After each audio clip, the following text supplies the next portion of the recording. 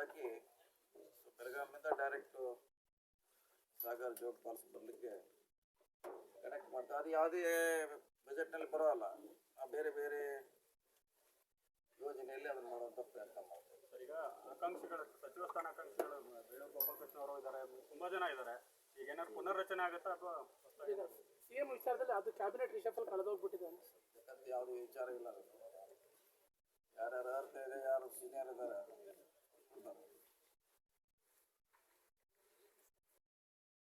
ಇಲ್ಲಿ ಹೋಗ್ಲಿಕ್ಕೆ ಆಗೋಲ್ಲ. ರೀಪ್ಲೇಸ್ ಮಾಡ್ತಾ ಇದ್ವಿ, 2 months ಡಿಲೇ ಆಗಿದೆ. ಸೊ ಮಾಡಿ 8 ವರ್ಷ ಕಾದಿದ್ದಾರೆ. ಮತ್ತೆ ಇನ್ನು 3 ತಿಂಗಳ 8 ತಿಂಗಳೆಲ್ಲ ಬೇಗ ಮುಗಿಸ್ತೀವಿ. ನಾವು ಬರ್ತೀವಿ ಎಲ್ಲರೂ. 5 ವರ್ಷ ಹಿಂದಿನ ಸರ್ಕಾರದಲ್ಲಿ ಏನು ಕೈ ಅಂತ ಇರಲಿಲ್ಲ, ಕೆಲಸನೇ ಮಾಡಿರಲಿಲ್ಲ.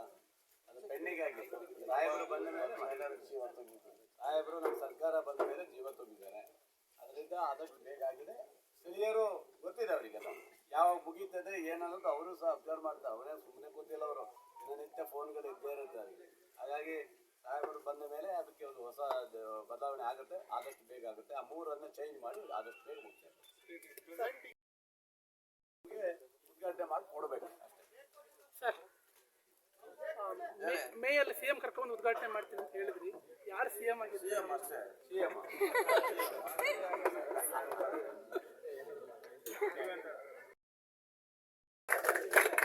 ರಾಜಕೀಯದ ಎಲ್ಲ ಯಾರೇ ಆಗ್ಬೋದು, ಪ್ರಶ್ನೆ ಇಲ್ಲ. ಅವರು ಕರ್ಕೊಂಡು ಮಾಡೋಣ. ಎಷ್ಟು ಕೊಡ್ಪ ನಮಗೆ ಅಷ್ಟೇ. ಬಿಜೆಪಿ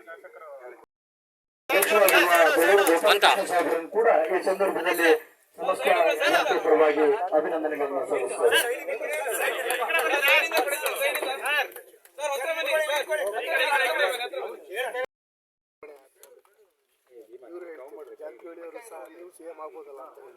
ಖಂಡಿತ ಅವ್ರು ಹೇಳಿದ್ರು. ಏನು ಹೇಳಿದ್ರು ಅಂದರೆ, ಈ ರಾಜ್ಯದ CM ಮಾಡುವಂಥದ್ದು ನಮ್ಮ ಕೈಯಲ್ಲಿಲ್ಲ, ವರಿಷ್ಠರು ಮಾಡಬೇಕಾಗಿದೆ. ಯಾಕಂದರೆ ನಾವೇ CM ಮಾಡುವಂಥದ್ದು ಇದ್ದಿದ್ರೆ ಇವತ್ತು ನಾನೇ ಮಂತ್ರಿಯಾಗಿ ಕುತ್ಕೊಂಡ್ಬಿಡ್ತೀನಿ, ಮಂತ್ರಿಯಾಗಿ ಹೋಗ್ಬೋದು. ಅದು CM ಮಾಡುವಂಥ ದೊಡ್ಡ ವ್ಯಕ್ತಿಗಳು ನಮ್ಮ ಕರ್ನಾಟಕದ ನಾವು ಮಾಡಲಿಕ್ಕೆ ಆಗೋದಿಲ್ಲ.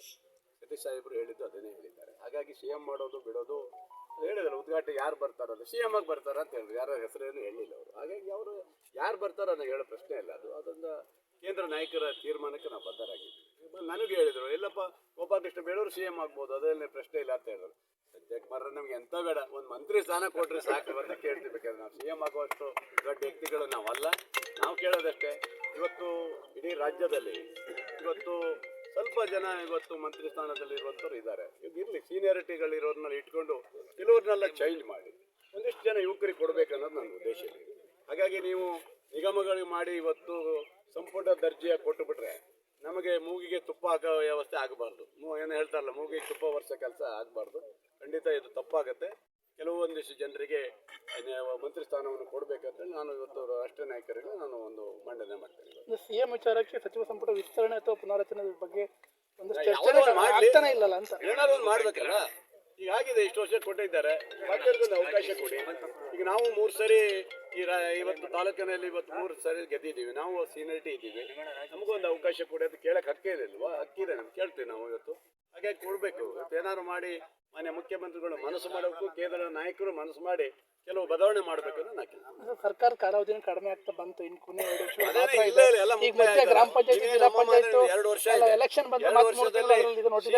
ಸೀನಿಯರ್ ಲೀಡರ್ಗಳನ್ನೆಲ್ಲ ಇಟ್ಕೊಂಡು ಬಾಕಿಯವರಿಗೆಲ್ಲ ಅವಕಾಶ ಮಾಡಿಕೊಡ್ಬೇಕು. ಎಲೆಕ್ಷನ್ ಬಂದ್ರೆ ಮತ್ತೆ ಅದರಲ್ಲಿ ನೋಡಿದ್ರಲ್ಲ ಹೋಗುತ್ತೆ. ಅದು ನೋಡ, ಅದೇನು ಸಂಬಂಧ ಇಲ್ಲ, ನನಗೇನು ಸಂಬಂಧ ಇಲ್ಲ.